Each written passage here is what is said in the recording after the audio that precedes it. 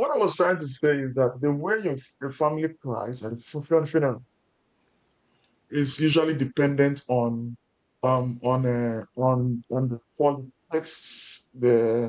It's usually dependent on the quality of your estate planning. Yeah.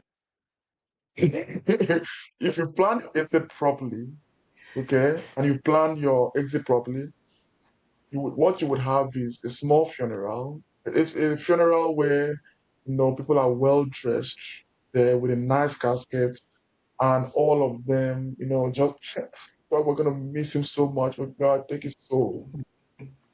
But then, without the proper planning, the cry, it's gonna be like, oh my God, who will pay my school fees?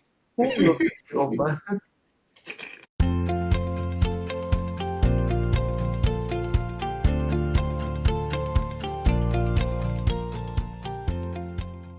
Hello, everyone. Welcome to another episode of this podcast, MFInspiresme Giant Step.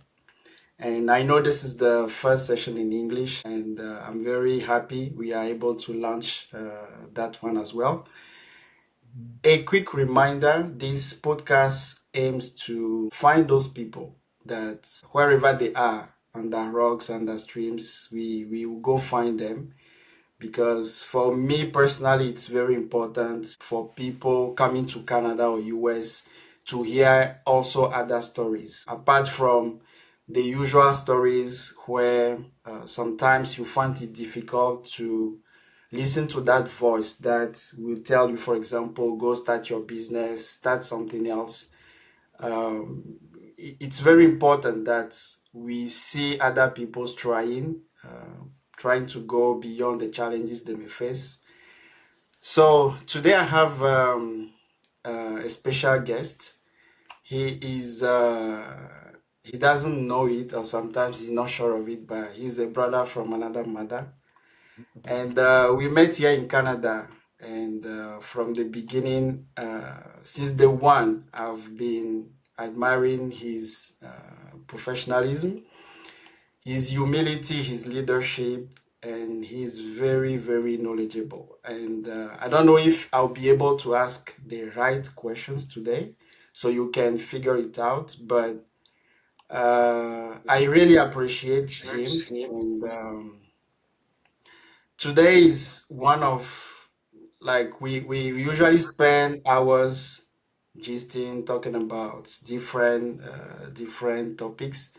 And today, I'm very happy he's able to find a free slot in his calendar for us.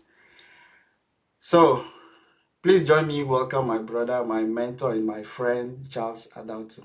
Ogami, you're welcome. Thank you very much, Mawusee. And thank you very much for the kind words. I if you want me to show up in anything, of course I will. You have a very special place in my heart, and I'm very happy that you started this. You've always been a selfless person who always finds a way to point others in the right direction. Sometimes even when your conviction is not enough, it's not 100%. You don't wait to have 100% conviction. Once you see that if it's the right direction, you always drag others along, and that's a beautiful quality you have, and it's also a beautiful quality. It's also a quality we need, to continue to move Africa forward and put ourselves up and put our continent on the map. So thank you very much for having me today. Thank you. So my first question will be related to the fact that you have traveled. I know, even before coming to Canada, you have lived in different countries. And at the same time, on social medias, we see people saying, "Oh, I'm tired of Canada. I'm tired of Mm, US. I'm going back to mm, Nigeria." At the same time, people are struggling to come to true. Canada and US. So Mm. my first question is, do you really think that the country where we live really matters? If we want to succeed, do you think that's important? Yeah, yes and no. Success has some So there are some values, right, one needs to have. And if you have those values, it's almost certain that you're going to succeed. Okay. Um, if you, of course, if you have the right mindset, you have the right habits, you hone the right skills, and you're accountable for results, of course, you're going to succeed in any, it doesn't matter where you are. It is also true that, um, so it's also true that some environments position you better for success, by giving you the right systems and the right opportunities. So, if you are in a country like Canada, Canada is has so many opportunities in so many industries, and of course, it has a very large proportion of of people with buying power, either from the money they earn or from the credit they have access to. So, so yes, your location might amplify some opportunities and make it easier for you to succeed. But then, no, all places, all it doesn't matter where you are. You could always, with the right mindset, with the right habits, with the right skills, and of course accountability, you can succeed in any environment. Yeah. Okay. Now let's go back a bit backward. I've tried to find more about your personal life before coming to Canada, but you succeeded in hiding the. I saw you shared pictures on Facebook, but at the same time, I did not see much. Who is Charles, or what have you done since you were born till you arrived in Canada? What can you share with us? Well, I didn't know I was that mysterious online. And if what you said is right, that I am, then I'm really excited. If I was thinking that I overshare. So, so that's a good feedback. That's a very good feedback. Okay, so I was born sometime in 1987 in Calabar, Nigeria, and then July 1987 precisely in Calabar, Nigeria. And then immediately after, my parents moved to Akwa Ibom State and then to work.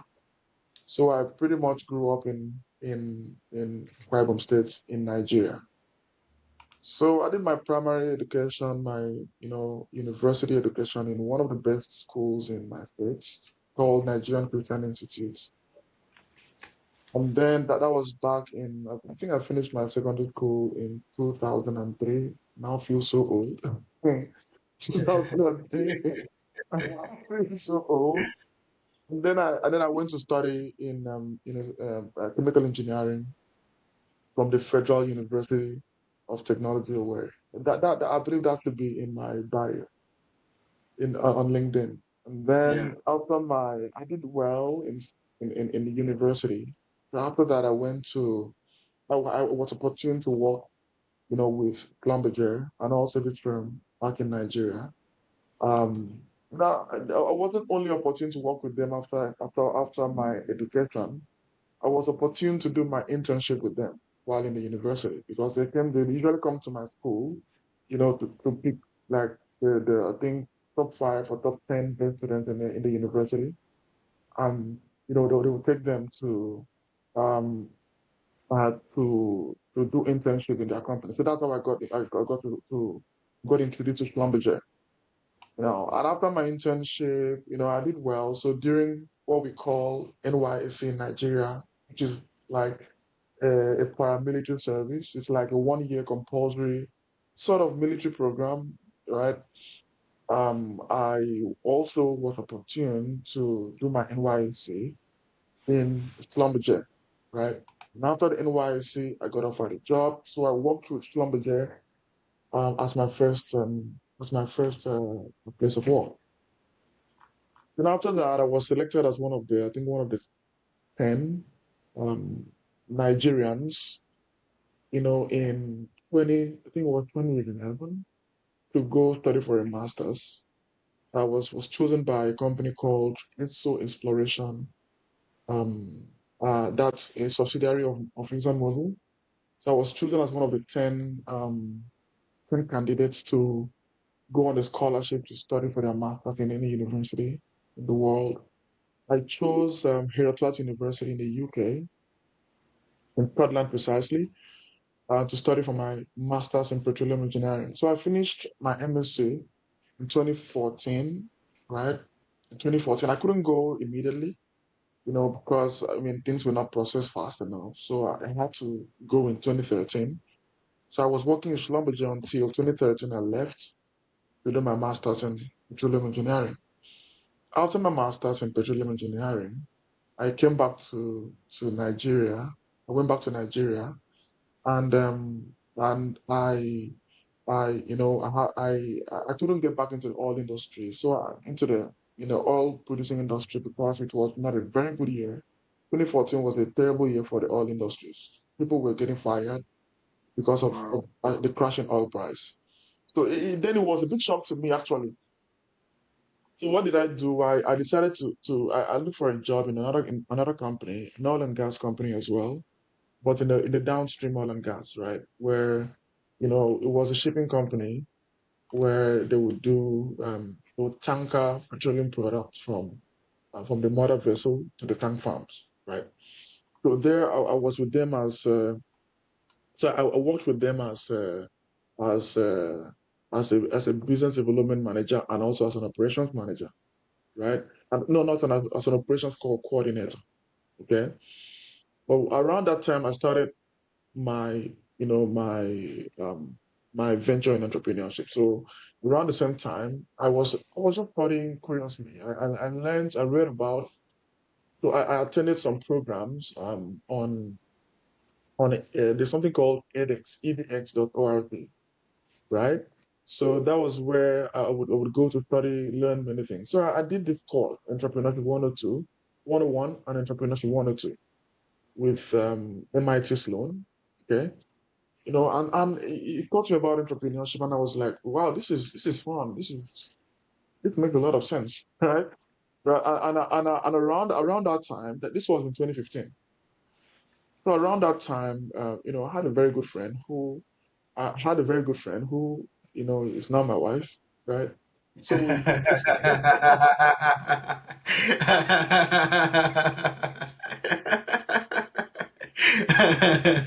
had a very good friend who is now my wife, right? I mean, we brainstormed and said, okay, no, maybe we should look into business. We started doing business. We went into importation business. We started e-commerce. So I was one of the first people then to import hoverboards. Hoverboards were the first things I did in business. So I would import hoverboards from China and sell them in Nigeria. I had a company called Hoverboard Niger. I think maybe we are still maybe it's still there online. If you Google, you can find it on Facebook. So I started Hoverboard Niger as my first business, where I was practically just, getting hoverboards from overseas and selling them online on Jumia and Konga. And I was shocked at how much I could make because it was the first time I really didn't know much about business before then. It was the first business I did, and I was shocked at how much I could make in a short period of time. But Wow. then I just continued doing that. I then started Adautin stores where I was selling sewing machines online. We opened a service center where we repair hoverboards for Wow. I think we're one of the first service centers for hoverboards in Nigeria. Maybe. I'm not 100% sure of that, but then considering the number of orders I had and what my clients used to say, I believe we were either the first or the first few. And then in 2016, December, I joined another company called Nigerian Breeze PLC, which is a Heineken company. So I pretty Mm. much joined Heineken in 2016. They are Nigerian. Um, subsidiary. And some people don't know this, but Nigerian Breweries PLC is simply Heineken Nigeria. It's simply Heineken in Nigeria, yeah. So I joined there and as a supply chain manager, right? And I worked in logistics and in brewing and utilities at some points. By the time I left Heineken, I was a manager. I was also one of the managers in brewing and utilities. And I also worked as a manager in logistics as well, briefly. So I left Nigeria to come to Canada in 2021, right? I know the story about my early life will not be complete if I don't mention my wife because she's going to watch this. So in 2021, 2018 was when I got married to the best woman out there. And, um, and before we came here, we had a child, Ryan. We had Ryan, and then we came to Canada 2021 when we got tired of we felt like we wanted more, right? We wanted more. We had worked really hard, but we felt like the environment we were in was pretty much not allowing us to reach our full potential, right? Yeah. So we decided to say, okay, let's see what is out there. So it's not like we were uncomfortable in Nigeria. We were not. We were modest, but then we were okay, right? My wife and we were doing okay. But we decided to move to Canada, so we can explore the opportunities in this country, and of course, so we can because from Canada it's easier to to have access to the world, right? I compared to but when I was in Nigeria, where there was a lot of restrictions. You want to do this, which is something that we as Africans would need to come together and try to solve that problem. The problem where you don't really have access to the world the way you should, Mm-hmm. right? I'm a Nigerian, right? But from Canada. I'm able to do more. I'm able to do more, go to more places, walk into many places, and but the same guy from Nigeria, somehow the restrictions, there's a lot of restrictions on the wall. So coming here pretty much took away all my excuses, right? Took away all my excuses. Now you're in Canada. Now you don't have all the excuses you had in Nigeria. So now go ahead and fly, right? So Exactly. pretty much that's why you see that every day I wake up, I try to find out because I'm like, there's no more excuse. I don't have any excuse for not flying. So I need to fly, keep flying.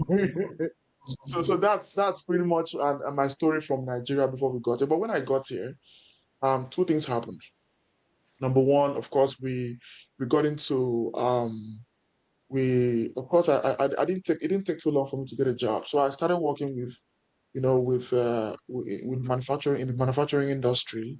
At first with food, and later with pharmaceuticals. But before, while doing all of this, I started getting introduced to the financial service industry where I was learning. I think I was 3 days into Canada when I had the first meeting where someone introduced me to the financial service industry. So I would start Wow. to attend meetings and read and learn. Then I could see myself doing the things I didn't do back when I was in Nigeria, like budgeting, finding how to manage my credit score, how to monitor my credit score, taking actions, managing my debts, so I mean I was learning things that was helping my family. So that helps me to make the most of our salaries, the monies we were earning from our full-time job, and also helped us to start, making more friends, meeting more people, and and yeah, I think that's it about Charles. And of course, in eventually, if I must, take my story till, if I must current date my story up till today, eventually we developed even in our in our jobs and in our practice. And then now I decided that okay, it got to the point where we had to, spend more time, to look more into entrepreneurship, and it's been a great experience so far. Yeah. Okay. Cool. So a quick question before we somehow close the Nigerian chapter. Um, I personally have spent years in startups, and I know it's different when you work in big companies like Heineken compared to what you were doing. And I also know, based on what we have discussed earlier, you and I, that I mean the environment is not the same, like processes, SOPs, etc. etc. Today, now that you are setting up your own business and you are scaling it, um, what do you think if you can compare both, like starting up something yourself and then being in a big company in that environment? What are the pros and cons, or maybe how do you feel about it, though, if you can compare both experiences? Hmm. So before I answer your question, I like to state that, you know, working with those companies, um, if I must advise anybody, if you have an opportunity to work with those companies when you're young, it makes a lot of sense because it exposes you to processes like you mentioned. The way I think as an entrepreneur now is brought to you proudly by Schlumberger and Heineken. And that's Schlumberger and Heineken, Upfield, Apotex, these companies that have really been part of my story. Okay, even though I've not really mentioned the companies that have really molded me in Canada. Right. So um, it's good to start from those big corporations as an employee and learn. But when you're there, part of the system and learn. Don't learn just as someone who wants to spend the rest of your life there. Learn as someone who might one day have the opportunity to run your own business. Now, I'm going to give you examples. The way I think in business now, I notice that some people struggle to think the way I do in business. And that's because of the kind of exposure I've had. For example, in Schlumberger was when I learned how to make presentations, how to prepare presentations, how to critique presentations, how to condense your ideas in such a way that it makes and it makes an impact. Schlumberger was when I learned how to how to try as much as possible to how do I put this? How to try as much as possible to stand out and distinguish yourself from others. So when you go like as a company, Schlumberger tries to pride themselves with having the best tools in the industry, with having the best softwares, with having the smartest people, So that's where I learned some things, and there's some slogans I learned from there. Slogans like um, uh, excellence in excellence in execution, and and um, and and that has gone on to build me in many different ways. Now I didn't go. I went to Heineken.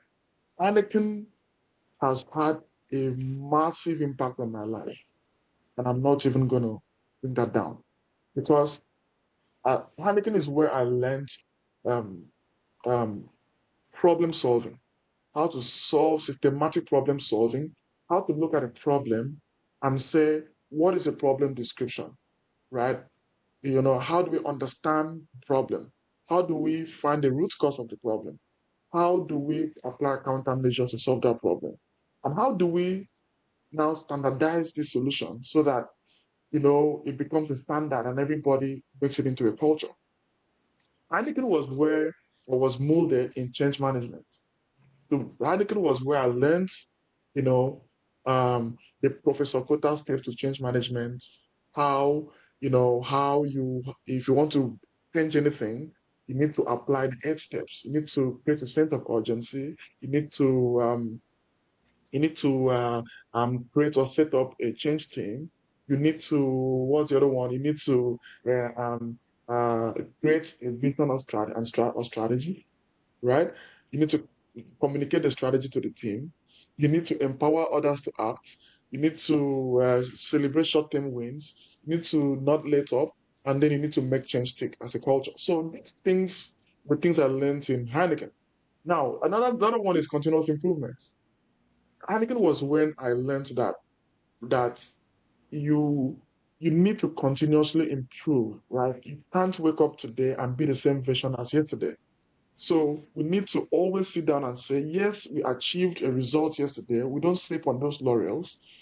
We set a new target. So in Heineken, once if you set a goal of 500 to achieve today, the day you achieve it, the goal changes to 600. You achieve 600, the day you achieve 600, it changes to 1,000. So that way, there's this constant pursuit.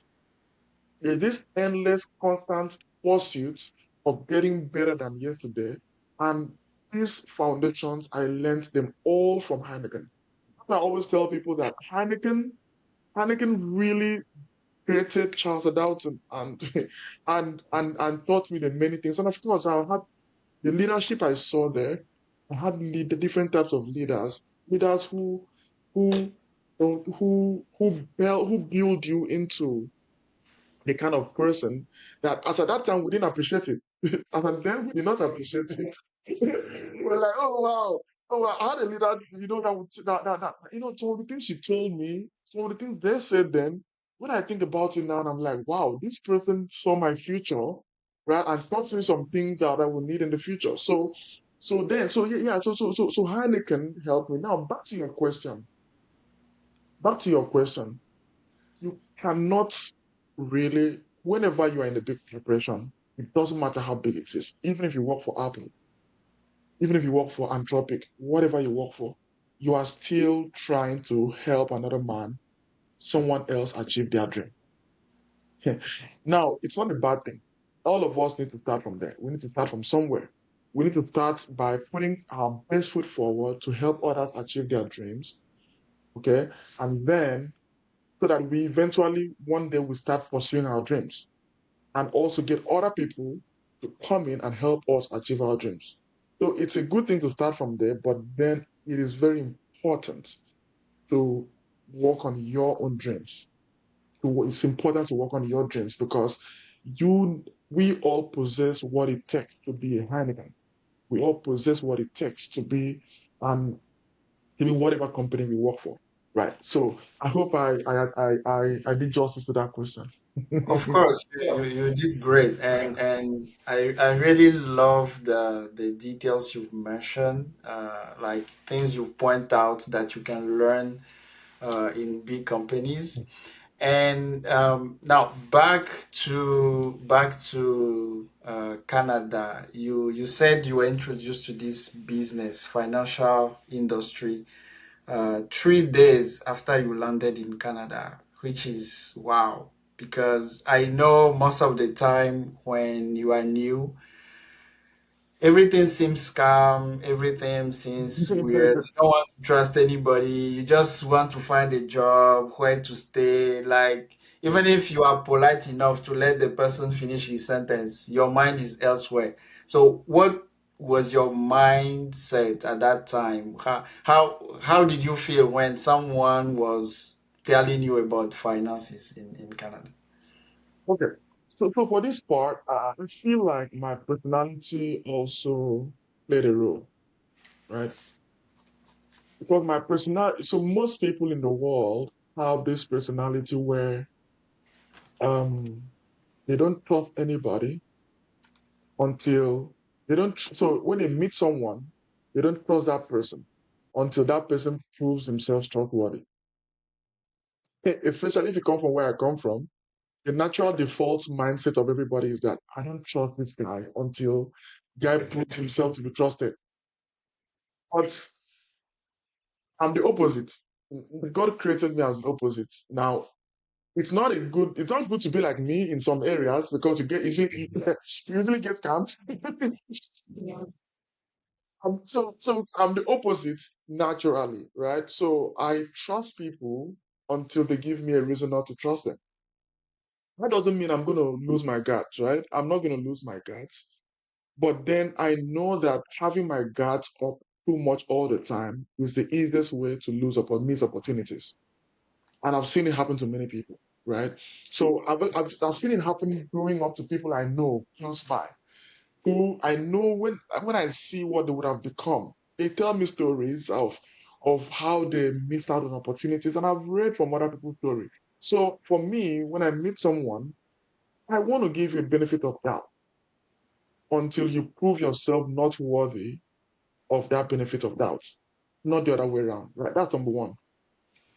And then number two is I'm a pragmatic person.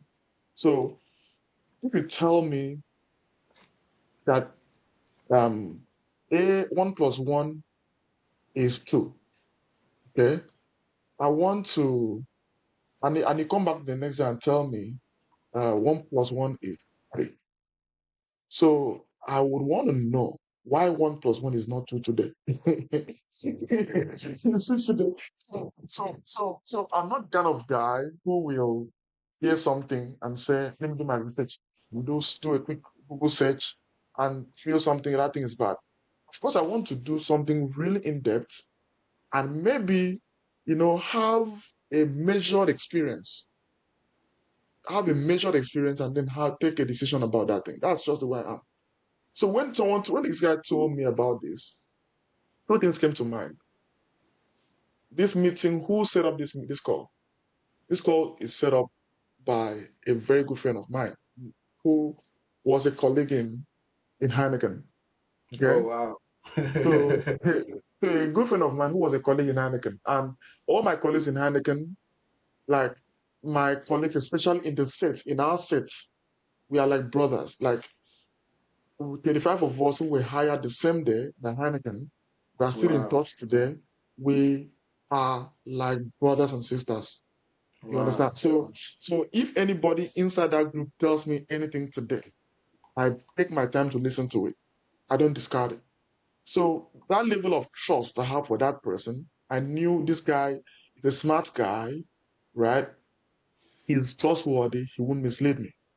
Now he books an appointment for me to meet another person who, by virtue of his introduction and us getting along, we saw that we had a lot of commonalities, right? We were both petroleum engineers. We were both petroleum engineers, both very, who have both done some great things from in our academics. Okay, Okay. who have had great experience. So I mean, it was easy for me to say, okay, you know what? Whatever this guy is saying, I probably don't understand. All I've put from this call is that he's a great guy. Two things. He's a great guy and he's going to teach me about finance. That's all I wanted. He's a great guy. He's going to teach me about finance. And then I just said, let's go. Yes. Of course, the way I think is, what is the cost? What am I risking? What is the potential benefit? Hmm, That's all that matters. If it's a drama or something, I don't really care. What I care is what the value he's presenting. What is the cost of that of being part of that or of benefiting from that? What is the potential benefit? What is the risk? So for me, then he said, "Hmm." From his presentation, I saw that the risk was $150. At that point, God had blessed me enough to be able to lose $150 if that was not the right thing. What was the benefit? The benefit, I thought about the benefit. I could build a big business, potentially. But worst case scenario, I would learn about finance. So the worst case scenario was better than the $150. Right. So I said, okay, I'm just going to pay $150 school fees and listen to what this guy says. He's telling me about. And then the risk. The risk there is I'm going to lose $150. That's it. I'm not paying any money, nothing. So $150 and maybe waste my time. Right. But when I'm learning about finance, I don't know if I'm really wasting my time. Right. So this was my mindset when this guy spoke to me and I listened. So he was a high quality person. The meeting was set up by another high quality person, and what he presented showed me the potential to get value. Yeah. Okay. I love this one. So it means that there are some people as crazy as I am because I can remember my first time coming to Nigeria.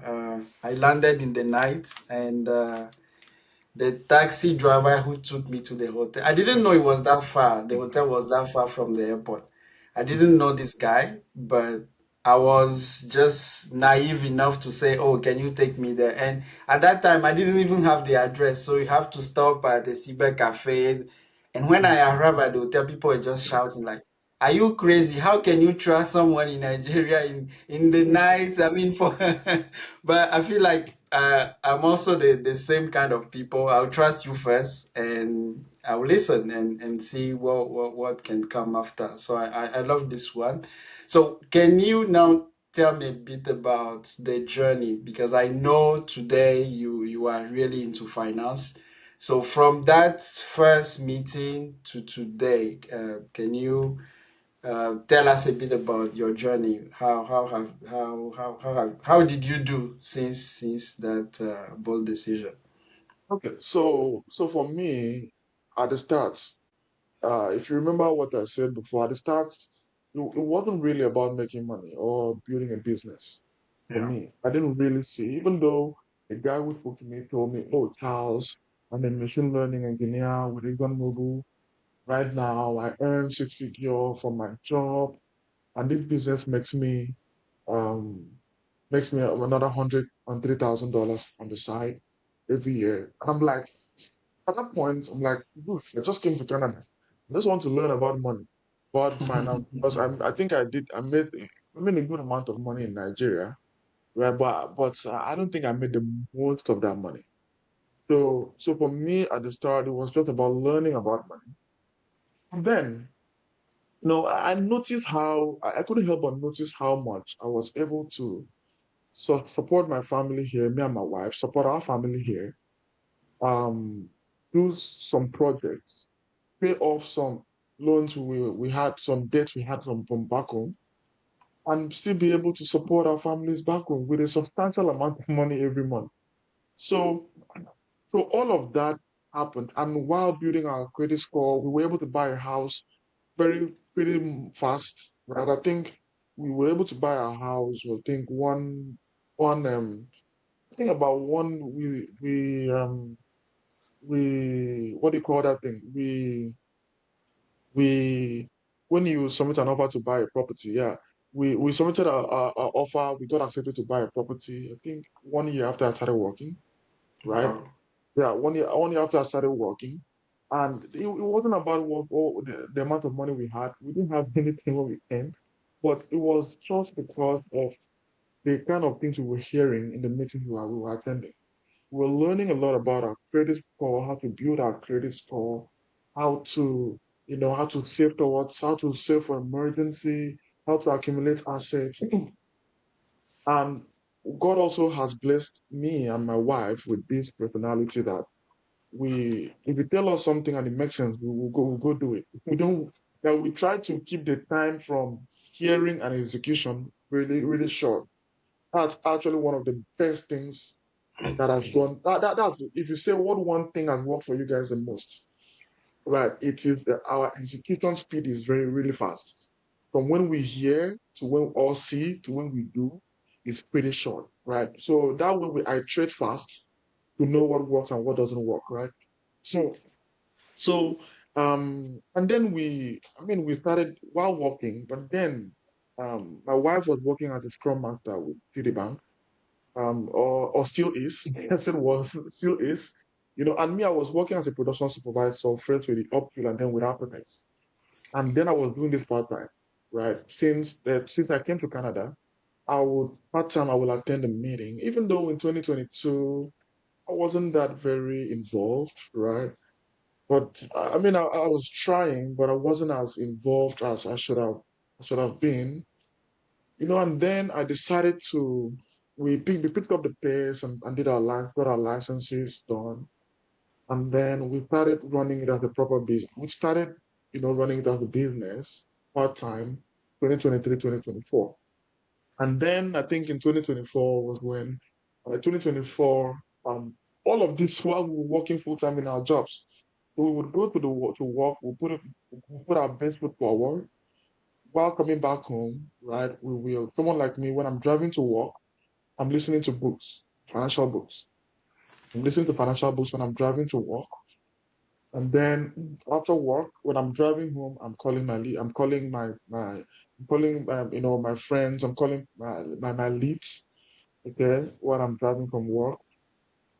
And then, that's pretty much how it was until it got to the point where, I went through a very, I had a medical emergency, sometime in August 2024 that really, really changed the way I viewed life.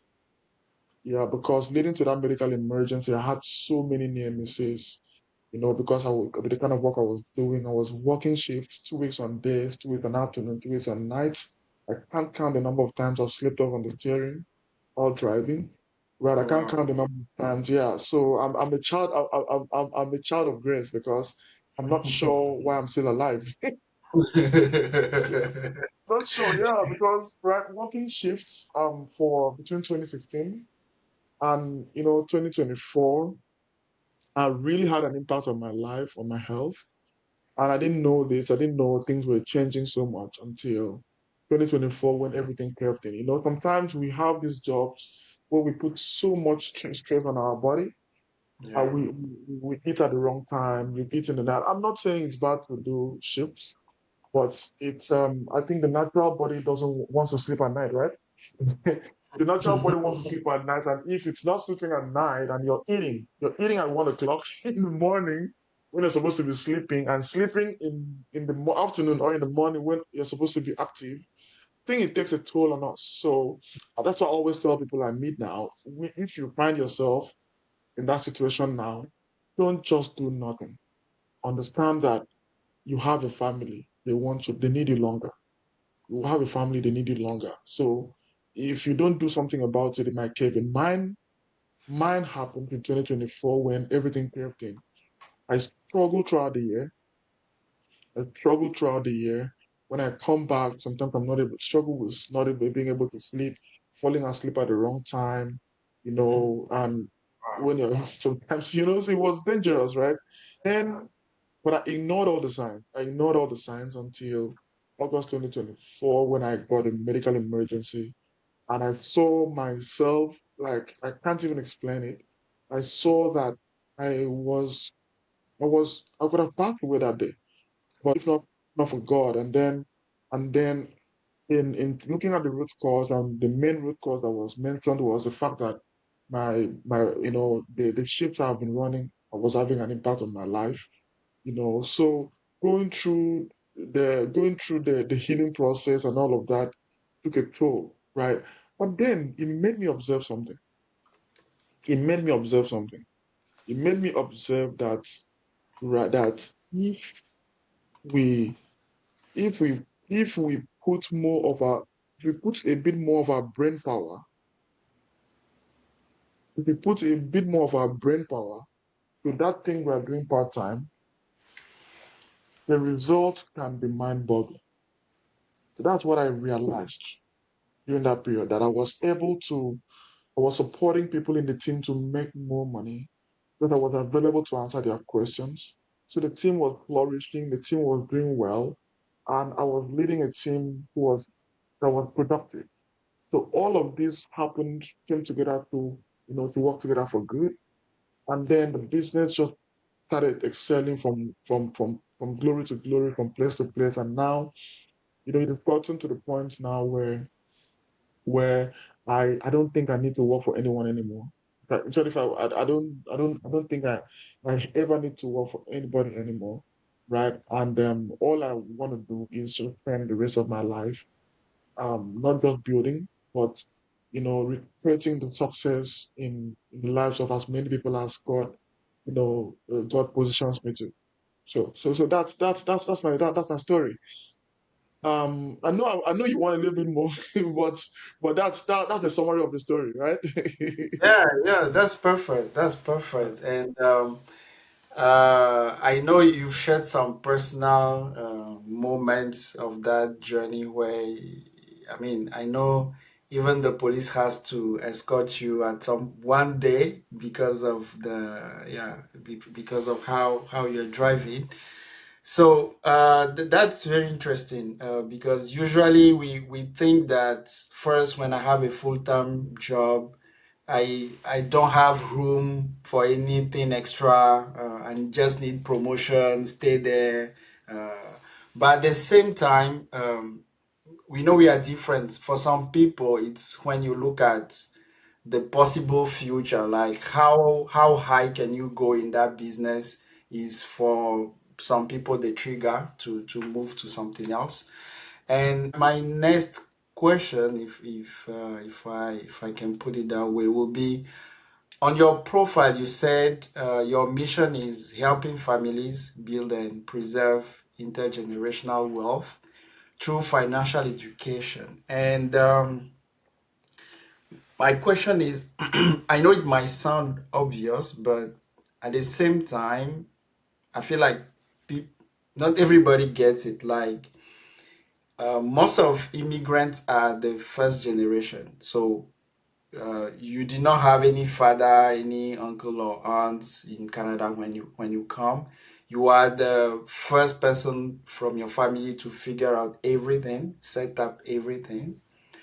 But still, not everybody is willing to put effort to put the foundation for the next generation. So I'm interested in having your input regarding that behavior or that way of saying things. What do you think about that? Yeah, this is a very good question. It's a very good question, and I really hope that our African brothers and sisters would would listen to what I'm going to say now. Um, it takes a generation to make a change. It takes one solid generation to make a change. Um, the Rockefellers were nothing, absolutely nothing, until John D. Rockefeller was born. So John D. Rockefeller was a guy who said, from now on, I'm going to eradicate poverty from my family. Well, he didn't stop there. He said, I'm going to eradicate poverty from my entire lineage. So we as a person, we as people, uh, we always are not very interested in planting trees. Okay. We want to just plant corn because in 1 year you have the harvest. You have the harvest in 1 year, right? And then if you plant corn in 1 year, you have the harvest, which is great. But the problem is once you harvest it, it's gone. Yeah, Once you harvest it, it's gone. But it takes a lot of courage. It takes a lot of love. Okay, it takes a lot of love. It takes a lot of selflessness to be able to plant trees that will not be used in your generation. So if you think about the guy who plants trees, the guy who does forestry and what's the other name? Forestry. Those guys are the people I look at and I feel motivated to do what I do. Because think about it, someone goes to school, studies forestry, and starts planting, erecting forests, and he's not even going to be there. He's not going to be alive when the harvest from that forest will be made. So so we need to get to the point where we have that mindset to understand that yes, we have a responsibility to take care of ourselves today. Yes, we have a responsibility to take care of our family today. Yes, we have a responsibility to plan for our near future, which is retirement. But we also do have a responsibility to the next generation. If you don't think like that, it's okay. But there's a problem. You are not, you are alone. So think about it this way. Yes, I don't care about, if you say, yes, I don't care about the future, no problem. The only issue is that other people care about the future. So it's just going to be your disadvantaged generation against the advantaged people. So if everybody in the world didn't care about the future, maybe it would make sense because all of us are not just getting together. But you cannot, we are almost second fiddle.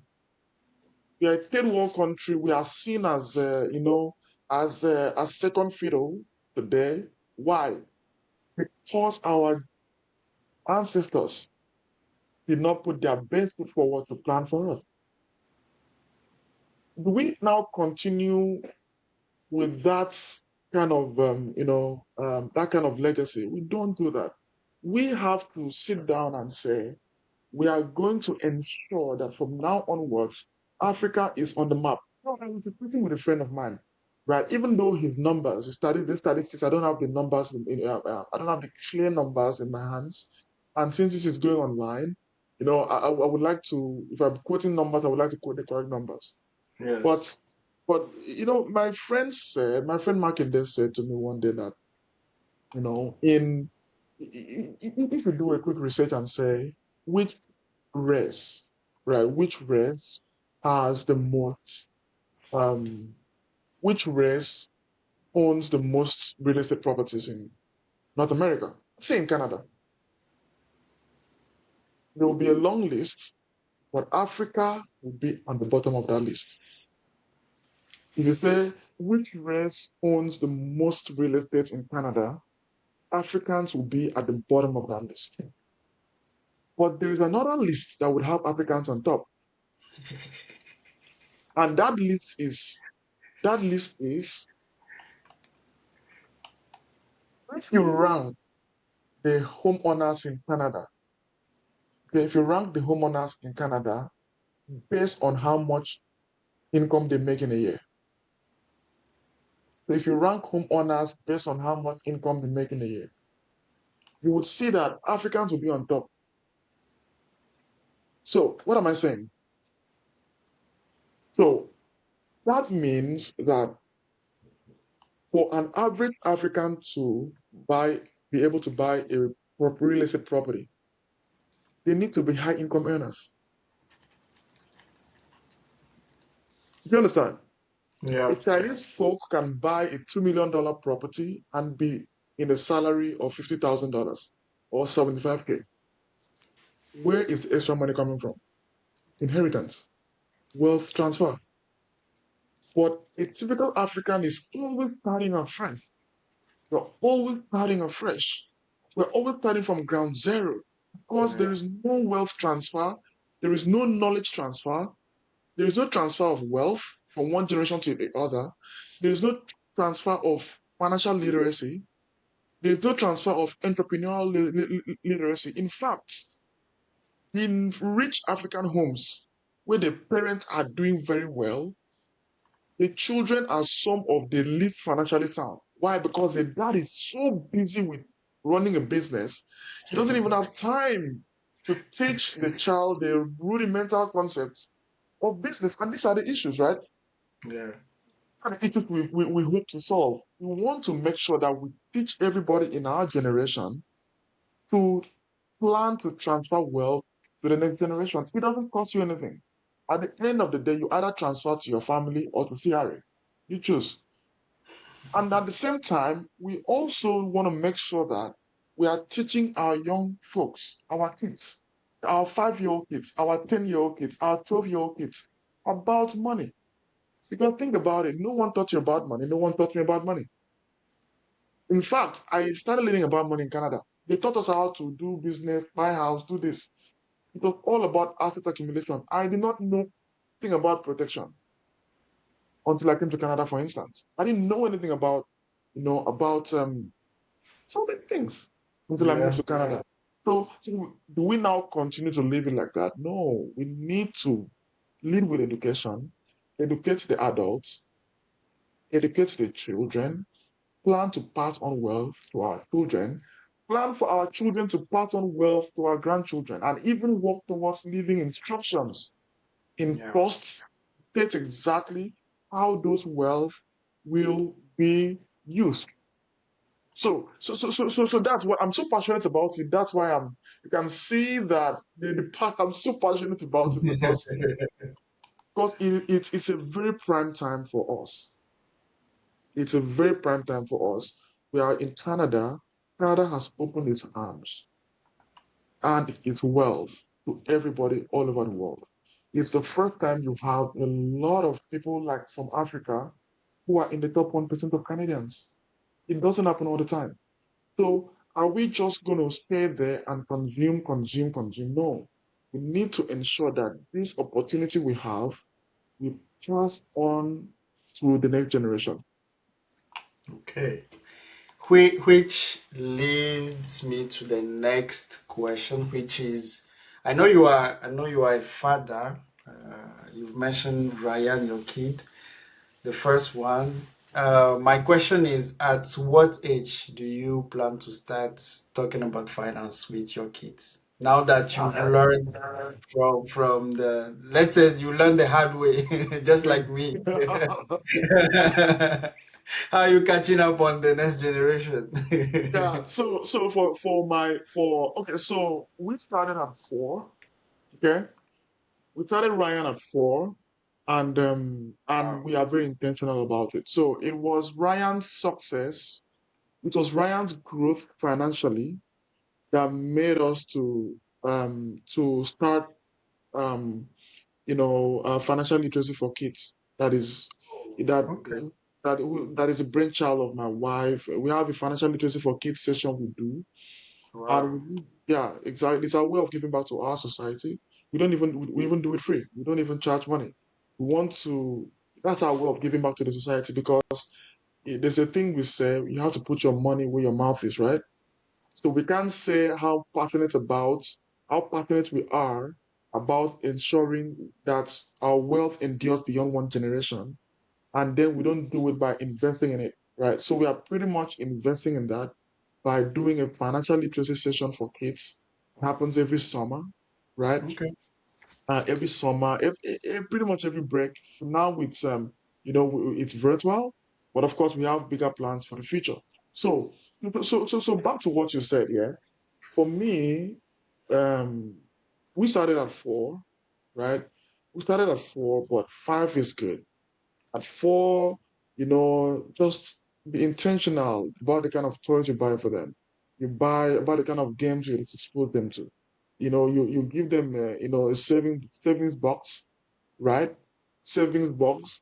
You try to re-engineer, the gift you give to them as something Mm. they earn, right? Instead of saying, Ryan, take $20, right? Right. Daddy, thank you. Or take the toy. I'll be like, okay, we tie that toy to something that you have to achieve, right? Right. And then so almost everything feels earned. Almost everything feels earned, not just like you're getting it on a pot of gold. Right, go wash the plates. Go wash the plates. When you wash it, well, like the plate example is not that I don't do that, but I'm using that as an example, right? Yeah. But then making them understand that reward comes from work. That's number one. And then number two, then we started teaching him the basics, right? About assets, the basics about liability, the basics about financial statements, right? What does expense mean? What does income mean? What does discretionary income mean? Or what does assets mean? What does liability mean? So my son even asks me some questions sometimes and says, Daddy, this TV you want to buy, is it not a liability? Is it not also? And then I have to explain to him that, oh, this TV, we are taking it to the office. So it Yeah. sits in the office. So in a way, it's an asset because it helps us to make money. So he understands that whatever Yeah. puts money in our pocket is an asset. Whatever takes money out of our pockets is a liability. So if he wants a toy, a very expensive toy, all I have to say is, Dran, that's a liability. And he gets a point. Once I say that, he gets, it's gonna save you money. It's gonna save you money. Yeah, yeah, but then so we are intentional. Even the game we but his favorite game is the cash flow game. We bought a Oh. cash flow. Oh yeah, yeah. We started playing cash flow game with Ryan. since when it was 5, right? And Wow. now let's do this. He teaches a sister because we have 3 kids. There's Ryan. Ryan is gonna be 7 next week. Um, Eliana is 3, and we have Ethan. Ethan is the baby of the house, the baby and the celebrity of the house. Then we are we are very intentional about teaching them the value of work, the value of work. Um, and also teaching them how to manage money, right? And even giving them real life scenarios, assignments on what to do. And they are also part of the financial literacy session for kids. We buy books for them. We make sure the game they love the most is the the cash flow game for kids by Market Kiyosaki.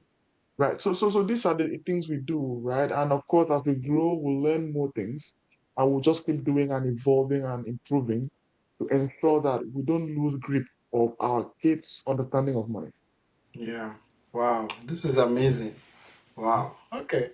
I also have a question based on what I usually see out there, especially with high net income earners. Most of the time, I feel like they just focus on how to get the highest salary and how to invest. I know you've also helped a lot of this category of people. What are the mistakes that you usually see they make, and what I will not say what advice, but based on your experience, what do you notice you think they can do better in terms of how they see their financial goals and plans? And I guess we're referring to high income earners, right? Yes. Okay. So high income earners, are also high taxpayers. So their biggest pain point is usually like taxes and all. And it's not bad to pay taxes, but it's not good to overpay taxes, right? And let me say, oh, okay, I think I said that the right way. While it's not bad to pay tax, why it's great to pay taxes is responsibility of citizenship or even residency to pay taxes. But then it is not great to overpay taxes because now you're contributing too much. Maybe all of us have a quarter to contribute to government expenditure. So when you overpay taxes, it means you're over contributing your quota beyond what is necessary towards that goal, right? And um but then I tend to notice that high income earners only think about tax planning or tax planning in a reactive way. They have a reactive approach towards tax planning, which is, oh, okay, it's time to file taxes. Do you have a great accountant? Do you have I need a very good accountant that can help me, you know, have a reasonable tax bill. But the thing is, the idea is beyond taxes is just like many things. When the action is reactive, then it is not efficient, right? But when you have a proactive approach where you sit down today and be like, okay, tomorrow or in 1 year or in 10 years, I'm going to have to battle with this tax on this thing, tax on this. What do I need to do today? What are the actions I need to do today to ensure that by the time I get to that point, I'm not passing too much in taxes? I'm going to give you an example. Um, there are people who have been touching cash money in real estate properties, in stock, in money sitting in their bank account or their corporation accounts. And sometimes sometimes they pass away and the children get hit with tax bills that make headlines. Now, if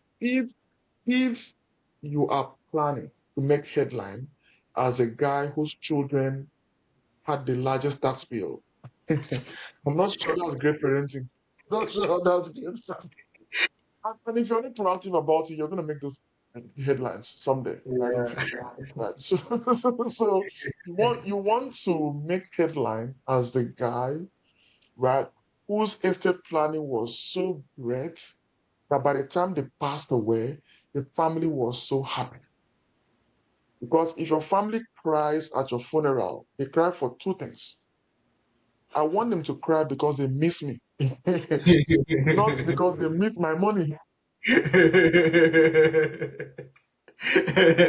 So, so the cry is different. So what I was trying to say is that the way your family cries at a funeral is usually dependent on the quality. It's usually dependent on the quality of your estate planning. Yeah. If you plan your exit properly, okay, and you plan your exit properly, what you would have is a small funeral. It's a funeral where people are well dressed there with a nice casket, and all of them, just God, we're gonna miss him so much. But God, take his soul. But then, without the proper planning, the cry, it's gonna be like, oh my God, who will pay my school fees? Who will take care of my so that's on the so the lighter note. That's on the lighter note. I don't know. I hope this is not going on. But it's not going on. I don't know. Anyway, but I believe you get the point, right? You.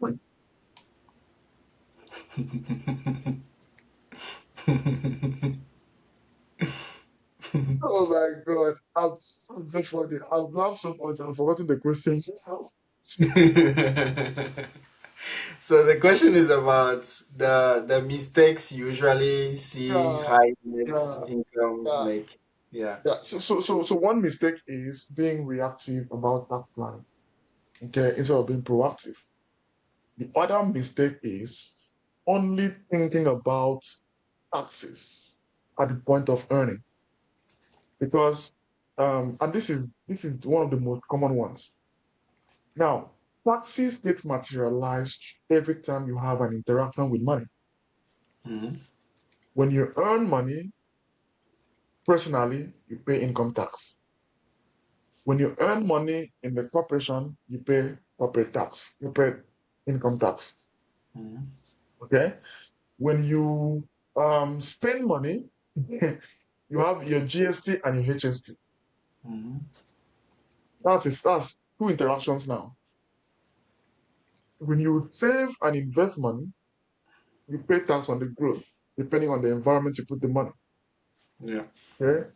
When you when you give money out, depending on how you give it, if it's to a qualified charity or if it's not, right? Of course, there's tax implication. Yeah. When you when you when you receive money, maybe you receive so what would have been an inheritance from a Mhm. parent who did not do a good proper a proper estate planning, then Mhm. there's deemed disposition tax you have to pay. Mhm. When you when you pass away, when you pass away, there is tax. So people I've noticed that most people don't think about taxes with every money interaction. Mhm. That's two, and that's a big flaw. Number three, there are typically six areas of your finance, and you have the responsibility to plan towards each of these parts, right? Each of these parts. Number one is number one is uh, is your cash flow. So some people, when people think about cash flow planning, some people feel it's the responsibility of the accountant. No, it's not. It's your responsibility to sit down and examine how much you make versus how much you spend and know what is left over. Mhm. Okay. Some people don't manage their debt. People just have wishes. I want to retire at 60. Meanwhile, you just bought a house at age 50 with a 30-year mortgage. So, so really putting our actions and our money where our mouth is. Oh, I think, yeah, that's correct. So ensuring our goals, our wishes aligns with our daily habits with money is very important. And I also see that, people don't really, people plan with, you know, people are too optimistic in planning. People are too optimistic in planning. Your plan has an assumption, a dangerous assumption that everything will be fine. But we see every day that we God see forbid. forbid, yeah, no, but it's just a death, unplanned happenings, death, critical illness diagnoses, unplanned events happen every day, right? To somebody. We are not hoping it happens to us, but then it will happen to somebody. So that whoever that somebody is needs to have a way to isolate that potential occurrence from their asset accumulation plans.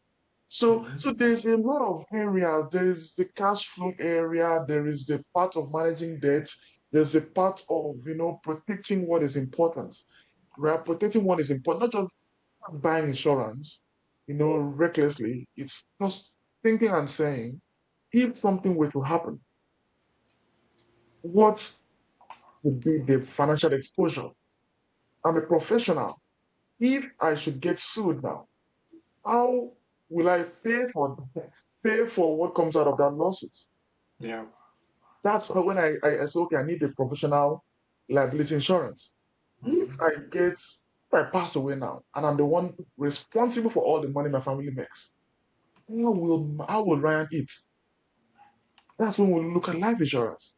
If Mhm. I get diagnosed with critical illness now, how do I even cope with the bills, everything? Nobody cares about. I'm not. This is in Canada. I'm not going to go to Mawusee and say, Mawusee, you know what? Can you pay my mortgage for 3 months? While I'm going to a surgery, nobody cares. Mawusee will ask me, have I finished paying my money? Azam. Oh man. So these are the issues, right? And we Yeah. need to be intentional about these things. Okay, and these are things you cannot plan. I've never seen this. Imagine saying, "Oh, Mouse is saying, okay, when I go out tomorrow, I'm going to Toronto. But I'm going to Toronto tomorrow by 3 o'clock. I plan to have an accident by maybe 2:30. No one plans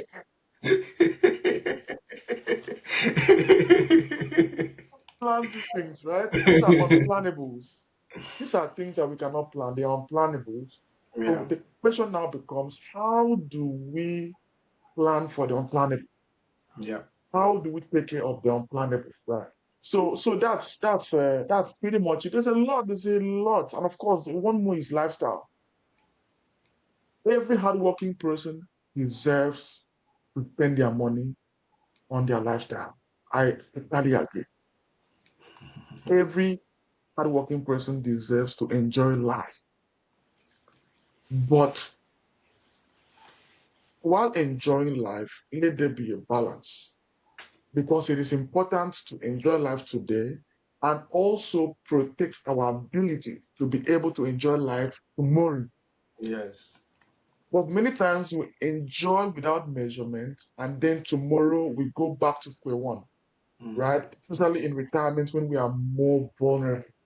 That's why retirement is something I become very passionate about when I'm discussing with high income earners because especially high income earners who are immigrants, considering they came here, they moved here when they were older, and they have a short time to retirement. So it's critical for them to be able to put away something substantial to ensure that when they retire, they will not live on borrowed funds or GoFundMe. Yeah. Oh, wow. Thank you. I have also um, I have attended one of your trainings. I know you always train, and during one of your training, you were talking about the power of reading, power of knowledge coming from books. I can even see some books there. So what can you say about that? Because I know at the same time we usually think that oh, people are no more reading, people are no more interested. Successful people do not always read. What we see online is not real. Like, these big guys who have succeeded in business, we usually read, or in videos we hear people say that, oh, they read every day, but we don't always believe it. What is your thoughts regarding knowledge coming from reading or books? Yeah, so successful people read a lot, actually.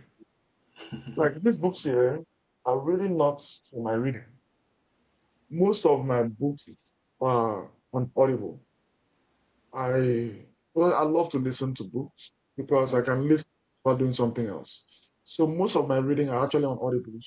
These are the ones that I just want to have a physical copy because I want to make reference to it, or maybe I want to be able to grab it and give it to someone and say, go read this and bring it back. Right. That's what I Okay. have. But then when it comes to reading books, I think we are a function of what we read. Like if you don't read books, but think about it.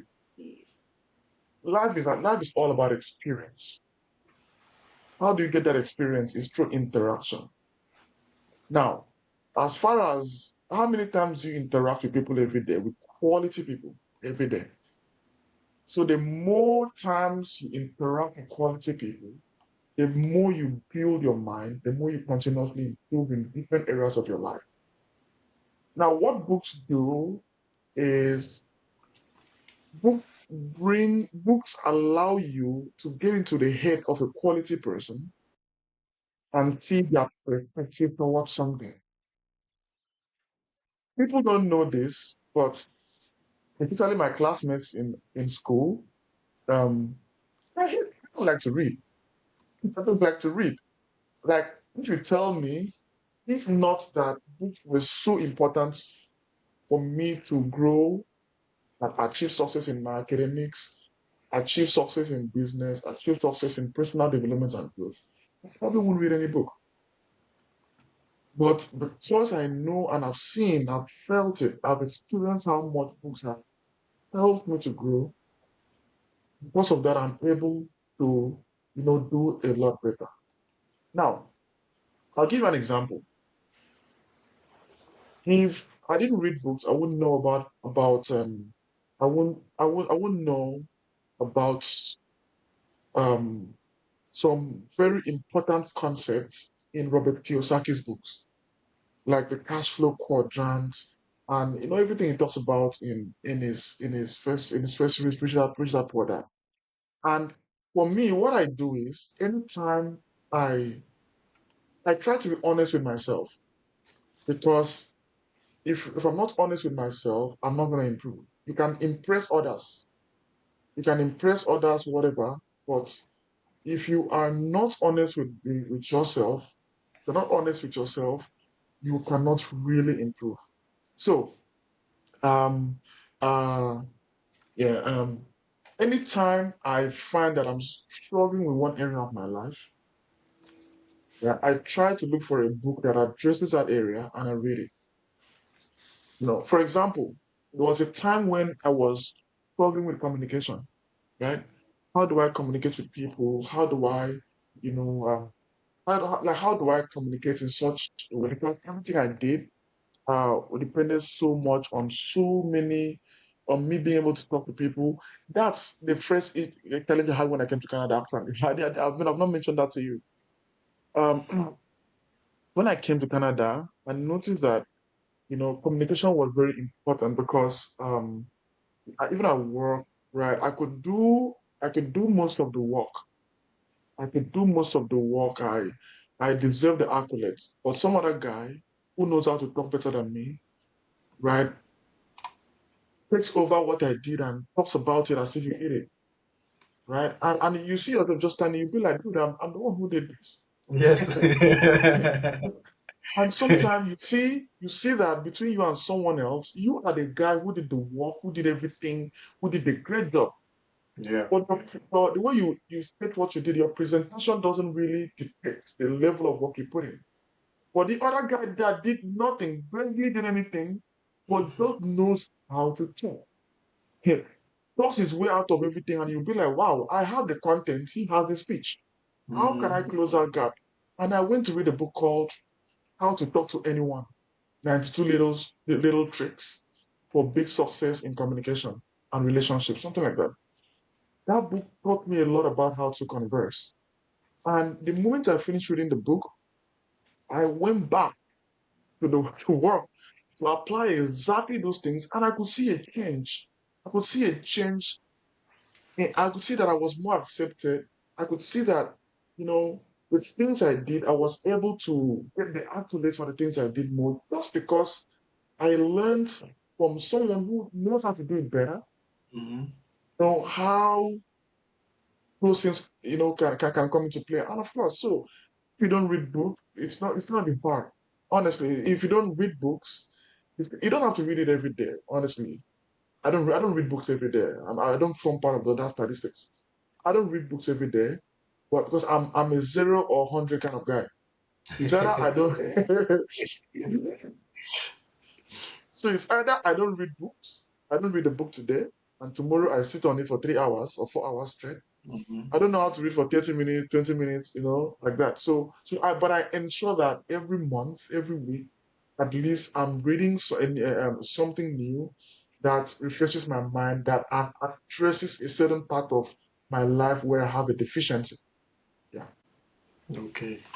Yeah. Now, there is also another interesting topic you've trained on, which is habits. And I know you've also learned it and then tried, and it worked, which is, I mean, one of the tips you share is when you come back from work, you directly go. Yeah. So Mhm. if you can come back on that, that would be also. Okay.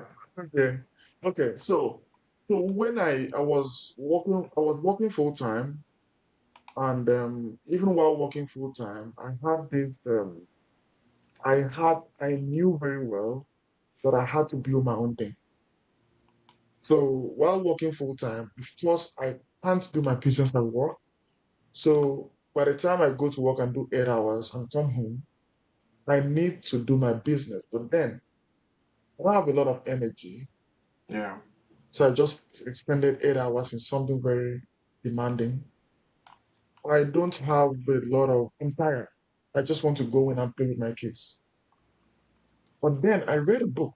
I read a book, right, that taught me two things. And number one of them was the book was about how to stay disciplined to achieve your goals. So one of the actions I had to take that I learned from that book was picking your brain, picking your brain to do tasks, because our brains work in a very funny way.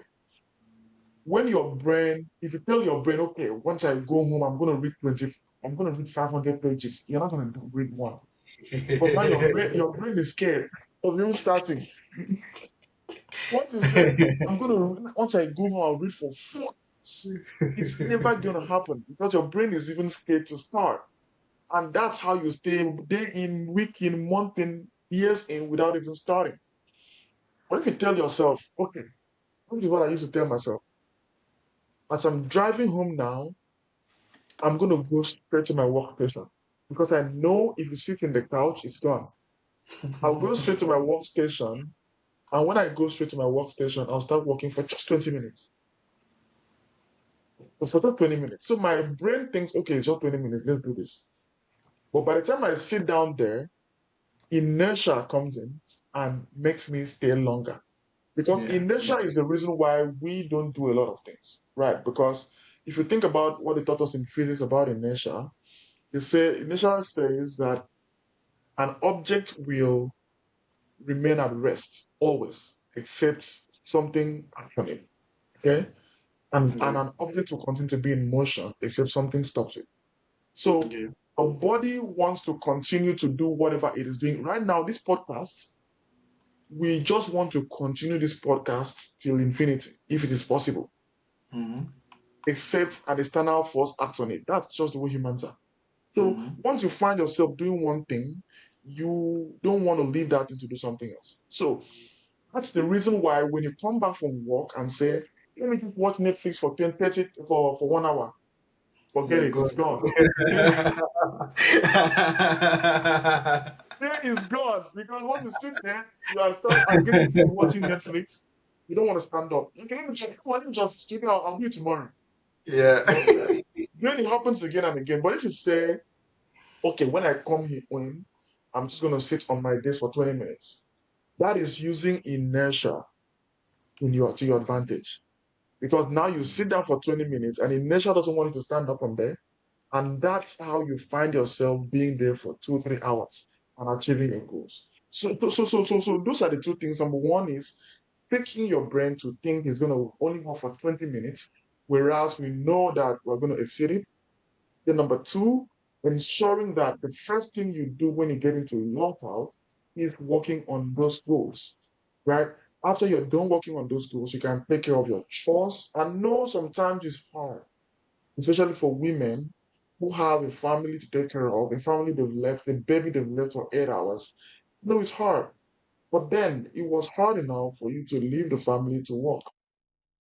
You understand, for 8 hours for someone else. So an additional 1 hour won't kill anybody. If you can come back home and just close your eyes for one additional, say I work for 9 hours, one additional hours. When you're done, you can go watch your kids and take care of your family. So that's what I wanted to share. Okay, thank you so much. As I said at the beginning, we can spend hours and hours, you and I. We will never finish. We will explain We'll keep tired. going back.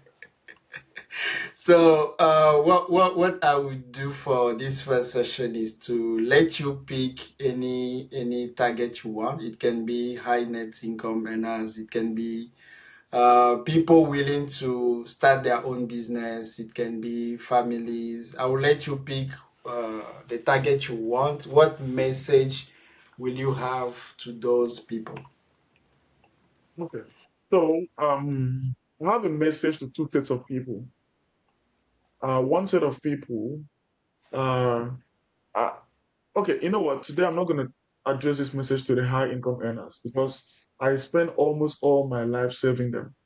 So now, so so so I think they've gotten enough of me, right? Yeah. So we'll discuss in their meetings, right? But then what I want to say, the person I want to talk to is that guy who just moved to Canada, or who has been here for a while, who doesn't have satisfaction, right? You're there, you're in this job, you hate the job, or you're in this job, you feel for a fact it's not going to help you achieve your goals, but then you're too afraid, right, to start something on the side, or there's so many things you don't know what to start because you are scared of, which you're just scared. Most people are scared to start anything. That's it. Just do it. Just overthink it because overthinking is the reason why Elon Musk is the only trillionaire, right? It's overthinking because you've had these great ideas that you wanted to make perfect before you bring it out to the world. It doesn't have to be perfect. Nobody. The Facebook you have today. I know how it looked when I joined Facebook. It was horrible. Only now it's now an amazing platform connecting billions of people. Imagine if Mark Zuckerberg had to wait until he created the perfect platform. Now he would have just been starting today and maybe he would be making $100,000. So Yeah. let's just not overthink things, over research things. Just start. Just start from where you are now and just keep improving it. Just keep improving it. And don't be too afraid. Oh, what if, what if, what if, what if, what if? Nothing will happen. And if it fails, it's okay. It's okay. It's okay. If it fails, it's okay, right? Start it to fail. So don't be afraid of failing because if you're afraid of failing, then you won't start. And if you don't start, you will never know. You will never know if you were supposed to be the next Elon Musk. So that's my for the constituency I want to address today. right? Maybe some Thank other time you. I will address other constituencies. Sure, sure. And I know this is just the first time we will have more technical sessions eventually to address some of the challenges and cases that we see. Thank you so much for the time, the input and the nuggets. Thank you so much. So you're welcome, and thank you very much for having me. Like I said at the start, I really, really have immense respect for you. You're one of my few favorite people in the world, and I really hope you keep growing. Thank you for this opportunity, for me to share a little bit with people who I wish my story can impact. And I really want you to don't relent on this. It doesn't matter. Don't relent on this. Keep growing. Keep adding value to the world, and just keep adding value to Mother Africa. Thank you very much. Thank you so much. Bye bye. Bye.